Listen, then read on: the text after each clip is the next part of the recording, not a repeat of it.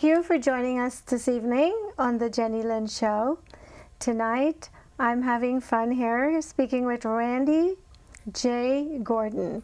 And I said I'm having fun because he's about to tell us about the first ever new and exciting project, and he'll fill us in on the details in a few minutes. Randy, thank you for coming up here tonight and doing this show. Thank you for having me, Jenny Lynn. I appreciate it. And so I'm happy that we're doing this because I get to tell everybody about this new and exciting thing that's going to be done for the very first time. What is this thing?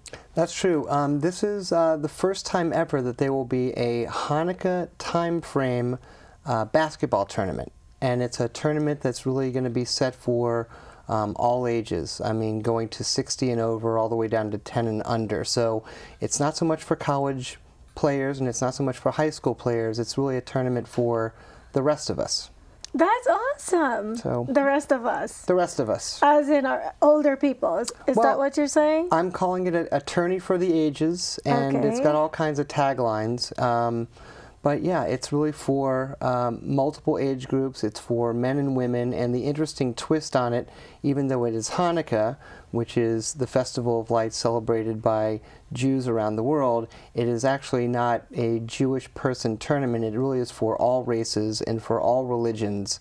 You know, boys, girls, men, women, and I see it as a big, giant melting pot that just happens to be played during the Hanukkah time frame, during the first 4 nights of Hanukkah. That's great. So it will be 4 nights, not 1 night. It's actually going to be, you know what, I spoke out of turn. It's going to be 5 nights and 4 days. It'll start on December the 19th. It'll conclude December the 23rd, so it won't interfere at all with Christmas Eve, you know, and Christmas in general. It'll be over by then. Although Hanukkah this year comes late, it's based on the Jewish calendar, so it's never in the exact same days from a year-to-year basis. But this year it's from December 20th through the 28th. And just so I can sneak all the games in and finish everything up and award all the trophies by the 23rd, we're actually going to start it the night before the first night of Hanukkah, so actually on December the 19th. And this was your idea? And this was my idea. Brilliant. So tell me, where is it going to take place? It will take place in Hayward, California, so over in the East Bay, at a magical venue that opened up within the last year called Dream Courts. And Dream Courts is basically the largest indoor sporting facility in the U.S., is what I've been told by the folks who run it.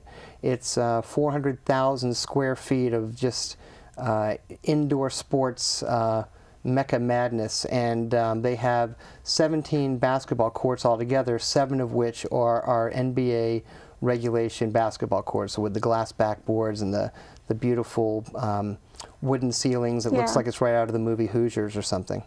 It sounds so exciting.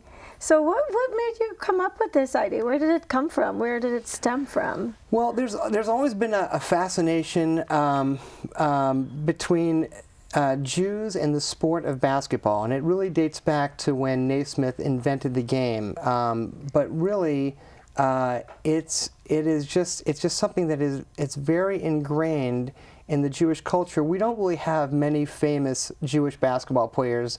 There's a handful of them. There are currently only 2 Jewish players in the National Basketball Association, Jordan Farmar, who came out of UCLA, and then Amari Stoudemire, who used to play for Phoenix and now plays for the New York Knicks, and he converted. But if you look back through the history of Jews in basketball, there are some players like Dolph Schayes and Larry Brown, Lenny Rosenbluth, who played at North Carolina. There are some amazing coaches that have come through. Red Holtzman from the New York Knicks, and Red Auerbach from the Boston Celtics, and there was Abe Saperstein, who founded the Harlem Globetrotters.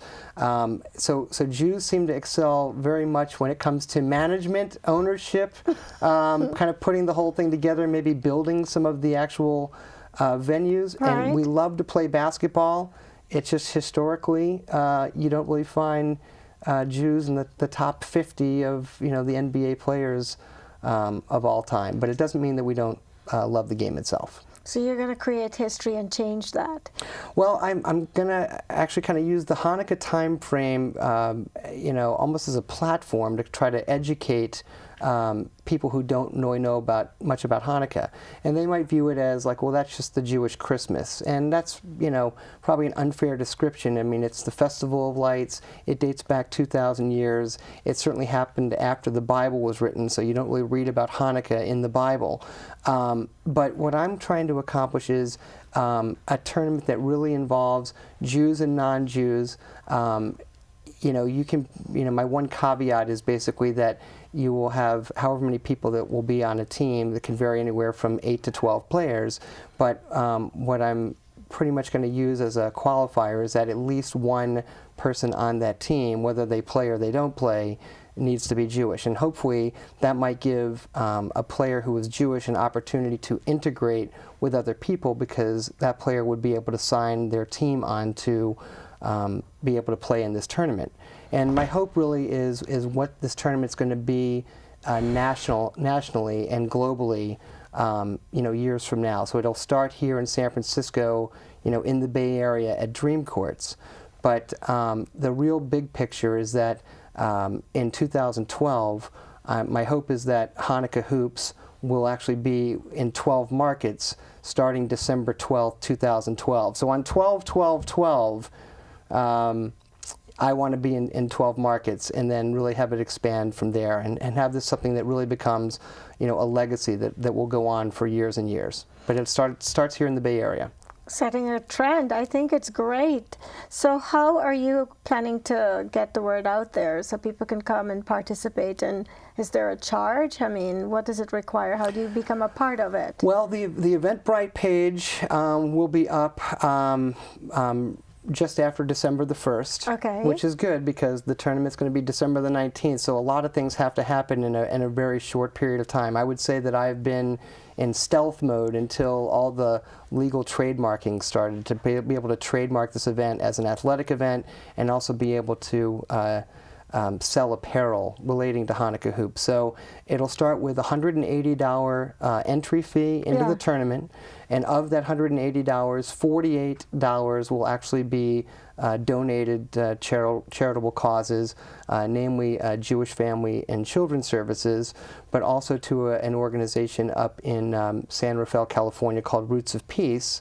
And I really am a big fan of what they're doing, what their organization's been doing since 1997, basically demining minefields and going into places in the Middle East like Israel and Afghanistan to extract landmines and replace these fields with vines that hopefully will be like bountiful, vines where wine can be made. But in addition to that, to be able to put in athletic courts, where mines used to be. So I really like what they're about, in addition to Jewish Family and Children's Services. But it starts with a $180 entry fee through Eventbrite or at Dream Courts, and that gets your team in to play a minimum of 3 basketball games during the first 3 days of the tournament, and then we'll have semifinals and finals played out over the final 2 nights. Very impressive. That's going to take a lot of planning, especially since you have no yardstick that you're using. This is just like a new thing. Well, it's the Wild West, and therefore it probably should start in the West. It's it's kind of wide open territory, and but I'm a big believer in the lives of people that this can actually touch. Like, true, there will be competitive basketball being played, but just to be able to learn about what Hanukkah is all about, and have maybe the Hanukkah menorah candles being lit each evening while the tournament is actually going on, but still inviting so many people from different walks of life, different religions, and different age groups to get together and play a little basketball. I think it's great. Thank you. It really is. It's what a way to unite people, and embrace each other regardless of whatever philosophies you share. But I know you've brought some material with you, and we don't have a lot of time. Did you want to talk about the stuff that you've brought, like the book? What is the book? How is that related to all of what's happening? Well, actually, I brought the book, The Story of Hanukkah, and this is, Hanukkah books are available all over the internet and your local libraries, so I encourage people to even find very simple, books almost written for children, just to find out about the Maccabees and what happened 2,000 years ago when the menorah in the temple in Jerusalem only had a certain amount of oil to be able to burn candles, but it actually lasted for 8 days. And there's a very big story there that I encourage people to learn about. So it starts there. There's a book that just came out by a gentleman who lives in Austin, Texas, named Neil Pollack. And the book is actually called Jew Ball. And so this book is really all about Jews playing basketball in the 1920s and the 1930s, back east in towns like Philadelphia. It actually centers around the South Philadelphia Hebrew Association basketball team, and it chronicles stories about, players back in the day, like Inky Lautman, and it's a fascinating read. It just came out. I encourage everybody to check Amazon and look into to Jew Ball, because it really kind of gets into just a lot of the history and the fascination that I was just telling you about. But as I was doing research, I started finding out that there's a DVD called The First Basket, and it's almost like a Jewish basketball Hall of Fame, talking about just some of the famous Jews that have been involved with the sport.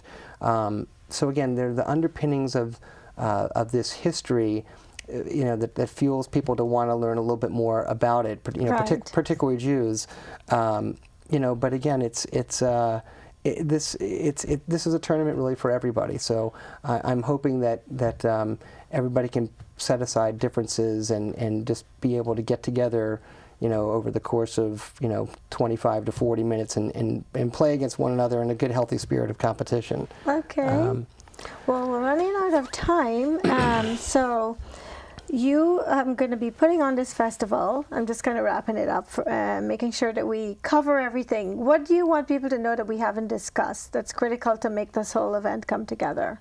Well, I want people to be able to go to the website, and it's very simple. It's HanukkahHoops.com, and here's the interesting thing with Hanukkah. You'll find that there are a lot of spellings. Hanukkah can be spelled with a C. It can be spelled with 2 Ks in the middle. It can have an H at the end or just an A. So if you go on Wikipedia, you'll find that the most common spelling is what I went with. It's actually Hanukkah with an H, 2 Ks, and an H at the end. And if you sandwich that with hoops, you'll get HanukkahHoops.com. And hopefully what you'll find when you go to the website, which will go up pretty much right after the 1st of December. It's up there now, but it's kind of a little bit of a tease site. But you'll find video, and you'll find some stories, and you'll find about what's going to happen between now and this coming December, but what also will be happening between now and 2012 as we lead up to December 12th, 2012, and all these markets. And I'm sure I'll have some factoid stories about Israel becoming a state in 1948, and that's why I'm donating $48 for every entry fee to charitable organizations. And you'll find out that there are 9 candle holders on your standard menorah, because the candle in the middle is the shamus, and that's always the one that's lit first. And when you say the blessing over the lights during Hanukkah, you will light candles from left to right. So on the final night, you'll have 9 candles here representing the 8 nights of Hanukkah and the 1 shamus. And, it's just, hopefully a lot of people will just discover more about the religion and, see what people like Adam Sandler point out to everybody. It's 8 crazy nights. And, well, thank you so much. I don't mean to cut you out, but we've run out of time, and I really wish you success with this. Thank you. And I hope we can play a part. Thank you very much. Thank you so much, Randy. Thank you. This is Jenny Lynn, continuing my interviews with Randy Gordon. And this segment of our interview, we are going to be discussing the first ever Transmedia Film Festival. Randy has worked on film festivals in the past, and so Randy, what other film festivals have you done? Well, my first film festival working experience actually was with the Sausalito Film Festival, and it was the first ever Sausalito Film Festival in August of 2009. Okay. I worked on that for 2 years. It's already had 3 years, and I transitioned to work on another film festival called the New Media Film Festival, which is going into its 3rd year. and that's an LA-based film festival. That's Los Angeles to you and me. But they also do a one-day event in San Francisco, which we just completed back in early November at the Lumiere Theater in Lower Nob Hill. So those two film festivals, and that's what's leading into Transmedia. Transmedia, kind of the buzzword media darling of Silicon Valley, which you guys have a lovely studio right in the heart of Silicon Valley, so I'm sure transmedia is a word that has entered into the hallowed halls of KMVT. And but Transmedia Film Festival has not really been done before. There is new media. There is the social media film festival, but this will be the first ever Transmedia Film Festival, and it'll take place in San Francisco in April of 2012. So tell my viewers, what is transmedia? Transmedia to me is, you know, the word itself is really cross-media. It's cross-platform. It's how intellectual property, whether that's a TV show or a video game, crosses over into different platforms. So if it started as a television show, maybe it became a movie, then it maybe became a video game and a board game and a game for your iPad, and maybe it's something that kind of crossed over into iTunes, but it found its way to pretty much every screen. They used to call it the third screen, but there are just so many devices that are in use, you know, mobile-wise, and so transmedia crosses over into mobile, and I'm sure once holographic becomes the thing, something that you and I discussed at the New Media Film Festival, I'm sure that it'll basically live, you know, in some sort of an icon hologram that will be like, you know, playing above some, you know, coffee table, and it'll be, you know, three-dimensional or four-dimensional or whatever dimension it happens to live in. It's so amazing, all the stuff that's happening now with media, with television, with all this stuff, you know.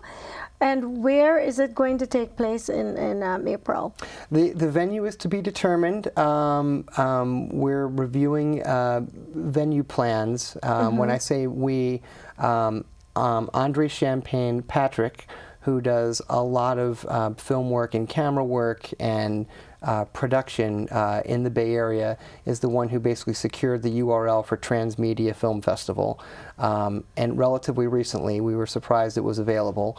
And we have several places in mind, but we want to make sure it's the right location, so we're going to be reviewing various parts of the city, you know, what's going to be accessible to a lot of people. There was a conference that happened, it was the first transmedia conference called Story World, and that happened in San Francisco. I think it was Halloween through November the 2nd. Right. So it's still fresh in a lot of people's minds, and there was a panel event that we have a Facebook group in San Francisco called Renaissance SF. Right. And there was a venue in Palo Alto called Talent House. Right. Talent House works with musicians and you know, people in film and television, and kind of like melds everything together for, you know, more entertainment options. And essentially they hosted a transmedia panel that we had November the 15th, and they were also one of the venues for the first ever Palo Alto Film Festivals. So a lot of first ever, whether it's Palo Alto Film Festival or Story World, so why not have there be a Transmedia Film Festival? And for something like that to occur, it seems like the San Francisco Bay Area is the right DMA for that to take place. Of course, this is the Silicon Valley, right? This is.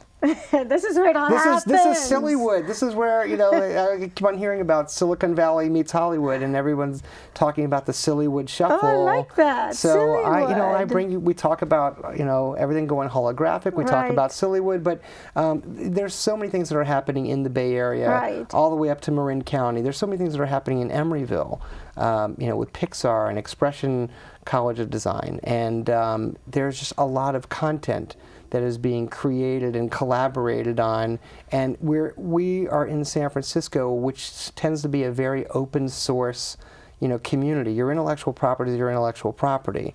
But the model that's been living well and certainly breaming with cash down in Southern California and Los Angeles tends to be a closed studio model. Right. But in San Francisco, we just think there's a lot more willingness, for collaboration, and we just want there to be more content being created, so it creates more jobs for skilled workers who already live in the Bay Area who want to remain here and don't want to move to, to India, or they don't want to move to Canada, and they don't necessarily want to be in Southern California. Well, there's so many talented producers also who have never had a platform to really show their work, because just like everything else, it's all about who you know in certain industries. I've heard that. And so I think now with YouTube, people can just put anything up there, and if it's good, it goes viral, and next thing you know, the person is getting an opportunity to give birth to their talents and their ideas. Right. So this Transmedia Film Festival, is it open to anybody? Is it open to people from, I remember the one in San Francisco, you had people from all over the country attending. All over the country and all over the world. But that's what Transmedia Film Festival is intended to be. It's going to be very open source, and it will be posted on Without a Box. So if you are a content maker, you can go to withoutabox.com, and that's how people enter film festivals these days. I mean, with the exception of these prestigious film festivals like a Sundance or a Mill Valley or a Toronto or a Venice, what have you. Unless it's a film festival that really is selecting exactly what they want, right. People go to Without a Box, and it's like applying to grad schools. Right. You go to one location, you fill out, I want to apply to these particular film festivals. So Transmedia Film Festival will be no different, and you'll find multiple categories that'll include everything from shorts to animation to music. And it will become viral itself. It'll grow from there. Right. So when are you guys going to start publicizing this? Because, I mean, April sounds very far away, but you and I both know it really isn't. It's right around the corner. Exactly. It's just down the hall, and it's Exactly. the third door on the left. It's right around the corner. Well, we're announcing it right here as we speak on the Jenny Lynn Show. But you haven't told anybody where it's going to be. Well, we believe in there being, like, in order for things to go viral, there has to be buzz, and it has to be released in layers. Right. And so it's like any good book, reading, whether it's Harry Potter or Lemony Snicket, there's always a reveal. So the transmediafilmfestival.com has a splash screen, okay. And we will start layering in content and start telling more about, who, what, when, where, and why, and then we'll figure out the how as we proceed, and as we kind of look at our space and see, who we can attract. But we think that there's a lot of talent that is pretty much within a 50-mile radius, of downtown San Francisco. That's great. You really got your hands full. I mean, you've got this big event coming up in December, and then you guys are working on the film festival. I think it's really great. I don't sleep very much. You don't? What is your trick? What's your secret? No secrets. It's all. I think I'm high on life. I think it's the endorphins, and when you're working on something that's the first ever, I think there will be time to sleep. Later in life, but while we're young, while we're under 50, and even if you're over 50, it's kind of how you feel. And when you're working on something that really fuels you, the hours seem to kind of slide by. You could do 1,000 things, you could do 100 things, and somehow or another you find those 250 things to make sure you get done right. Completely agree, because I love when I do anything in television, so I could just work on every and anybody's show, and I don't feel like I'm working, because I love it. Right. So what do you need people to know now for the film festival? What do they need to know? Because say someone in Germany is interested. I mean, it's going to require a lot of planning. Well,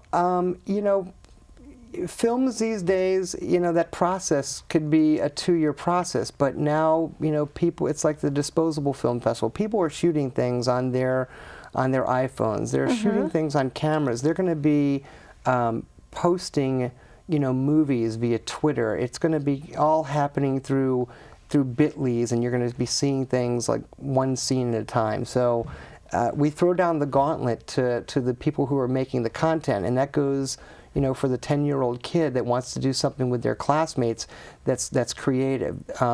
This open source mentality of transmedia really does not weed out, you know, anybody. So you can be 80 and you can be 8.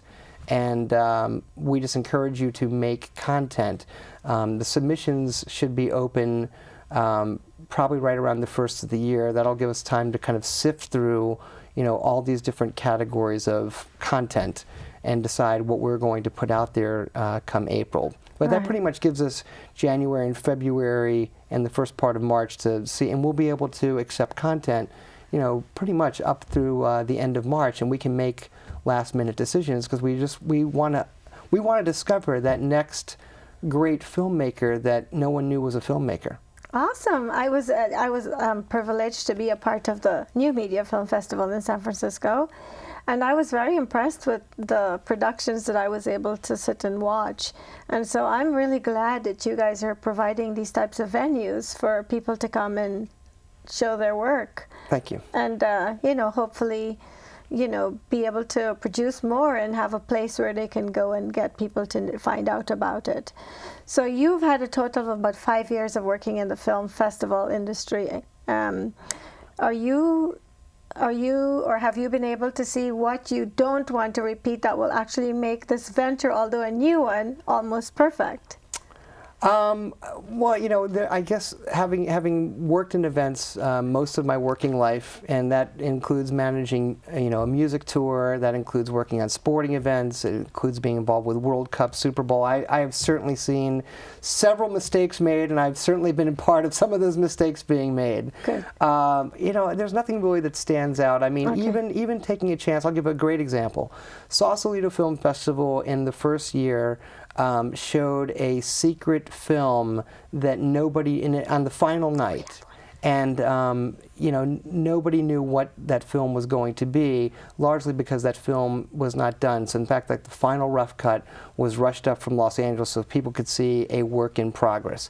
And at the end of the day, maybe 30% of the people liked it. And, you know, but you take those kind of chances when you have this rebel spirit and you're willing to take risks, you know, and you learn and you apply that to the next year. But we will have reviewed everything to know what we're going to show, and it'll be in a very engaging first ever Transmedia Film Festival. Brilliant. So we're down to a minute as the time goes by, always when we're doing these fun things and learning about other people's exciting projects.